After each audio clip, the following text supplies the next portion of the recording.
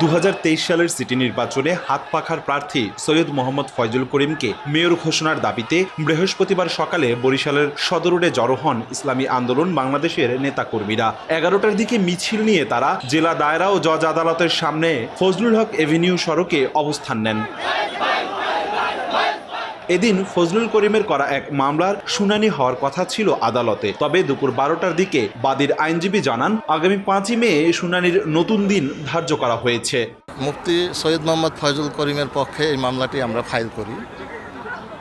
এই মামলায় আজকে আদেশের জন্য ছিল, আমরা 17/4/2025 তারিখ ফাইল করি।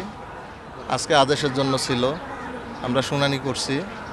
উনি বললেন যে আদেশটা আমি 5/5/2025 তারিখে দিতে চাচ্ছি। আমরা বললাম যে ঠিক আছে, আদালত যে সিদ্ধান্ত নেবেন আমরা সেটা একমত।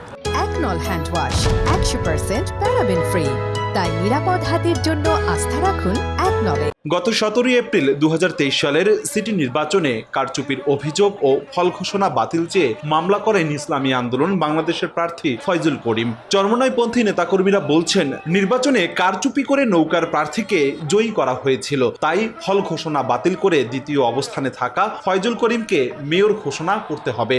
আমাদের শাইখের চরমনাইকে আইনি প্রক্রিয়া সম্পন্ন করে তাকে মেয়র ঘোষণা করা। জনগণ স্বতঃস্ফূর্তভাবে তাকে ভোট দিয়েছে, কিন্তু আওয়ামী খুনি হাসিনা তার ফুফাতো ভাইকে বিজয় করার জন্য পুলিশ প্রশাসন সহ ছাত্রলীগ যুবলীগকে ব্যবহার করে আর বিজয়কে ছিনিয়ে নিয়েছে। আমাদের এই সঠিক রায় যদি না হয় তা আমরা এই দেশ ইনশাল্লাহ গণঅবস্থান পালন করব।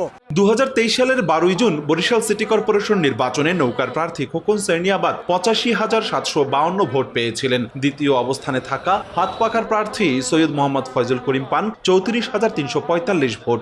এদিকে ভোটের ফল ঘোষণা বাতিলের দাবিতে বুধবার মামলা করেছেন প্রতিদ্বন্দ্বিতা করা আরেক প্রার্থী ইকবাল হোসেন তাপস।